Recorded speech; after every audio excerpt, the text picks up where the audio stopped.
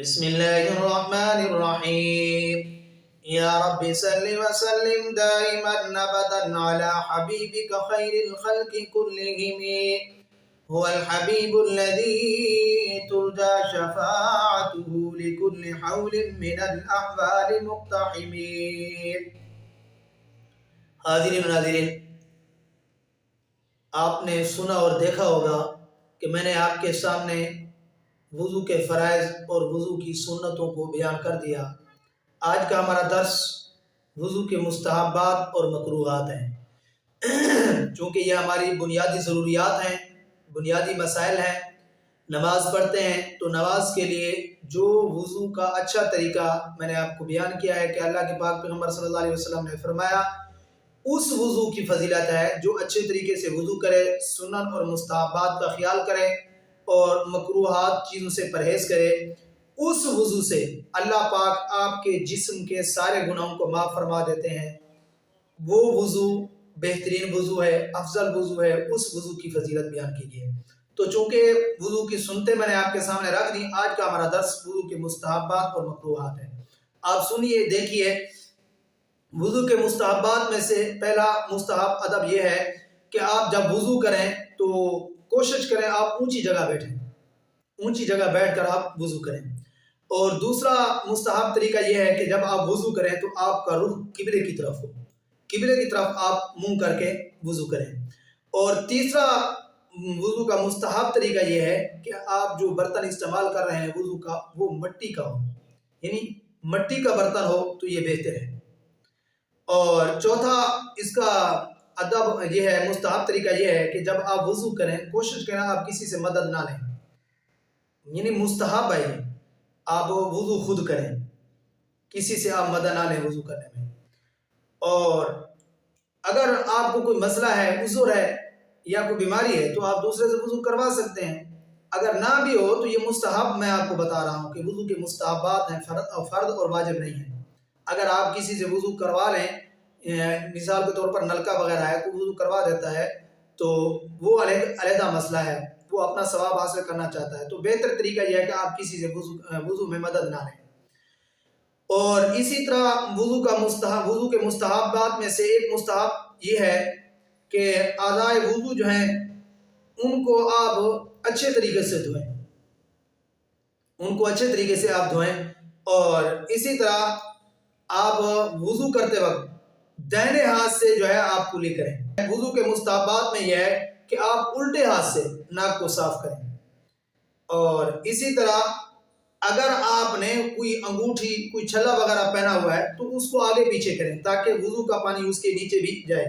اور اسی طرح کانوں کا مسح بھی کریں۔ یہ کانوں کا مسح ہے نا، آپ چھوٹی انگلی، یہ شہادت والی انگل ہے، اس کو کانوں کے اندر گھمائیں اور کانوں کے اندر گھما کر اور پھر یہ جو انگوٹھے ہیں ان کو کانوں کے پیچھے آپ ایسے کانوں کا مسح کر لیں، یہ مستحب طریقہ ہے۔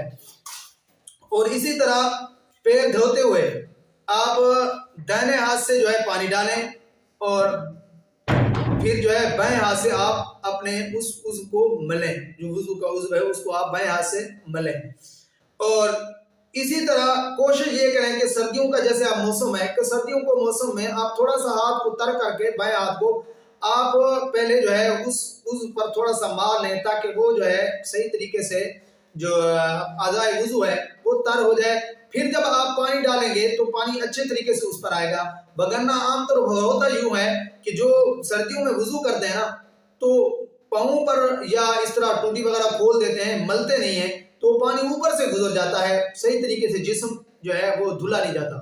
اس لیے آپ ان چیزوں کا خیال کریں۔ اور اسی طرح ہر عضو کو دھوتے ہوئے آپ بسم اللہ الرحمن الرحیم پڑھیں، ٹھیک ہے؟ اور یہ بسم اللہ الرحمن الرحیم اور کلمہ شہادت پڑھنا یہ مستحب طریقہ ہے ہر وضو کو دھوتے ہوئے۔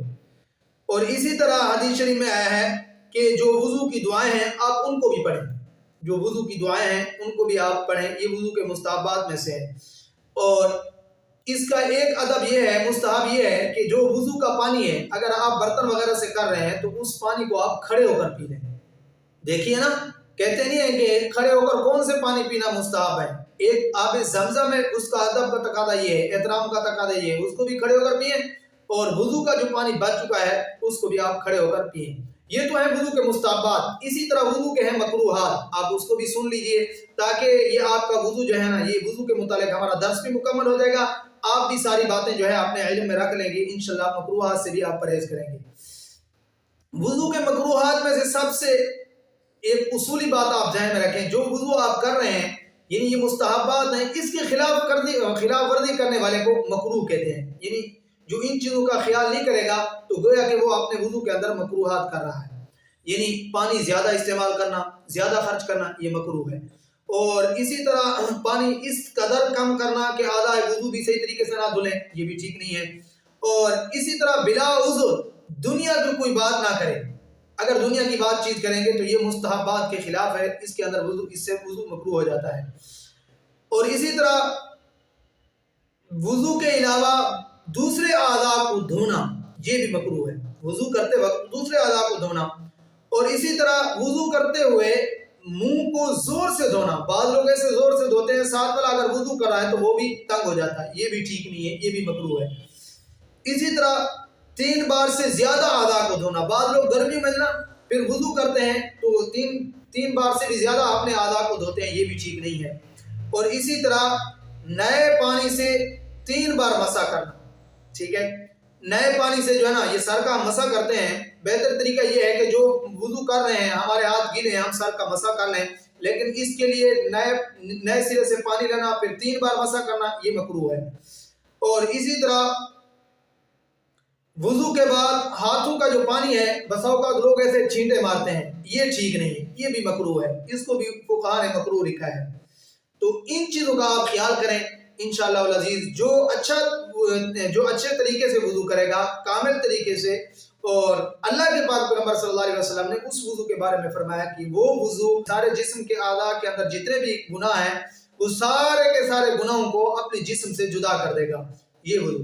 اللہ تعالیٰ سے دعا ہے اللہ تعالیٰ مجھے اور آپ حضرات کو بھی صحیح معنی صحیح طریقے سے وضو کرنے والا بنائے۔ اگر یہ میری ویڈیو آپ کو اچھی لگ رہی ہے اور آپ اس سے جو ہے رہنمائی حاصل کر رہے ہیں تو بہتر یہ ہے کہ آپ ان کو آگے بھائی تک، اپنے دوست تک جو ہے پھیلائیں، تاکہ وہ بھی اپنے وضو کرتے وقت ان چیزوں کا خیال کرے، صحیح طریقے سے وضو کرے، اس سے بھی وہ فضیلت جو ہے مل جائے جو اللہ کے پاک پیغمبر صلی اللہ علیہ وسلم نے فرمایا اچھے طریقے سے جو وضو کرتا ہے اس کے سارے گناہ دھل جاتے ہیں، ختم ہو جاتے ہیں، اس کے جسم سے جدا ہو جاتے ہیں۔ اللہ تعالیٰ سے دعا ہے اللہ تعالیٰ مجھے اور آپ حضرات کو صحیح معنی سنت پر عمل کرنے والا بنائے۔ جزاک اللہ، اللہ حافظ۔ کے لیے مفتی عبداللطیف کے آفیشیل چینل کو سبسکرائب کریں۔ شکریہ۔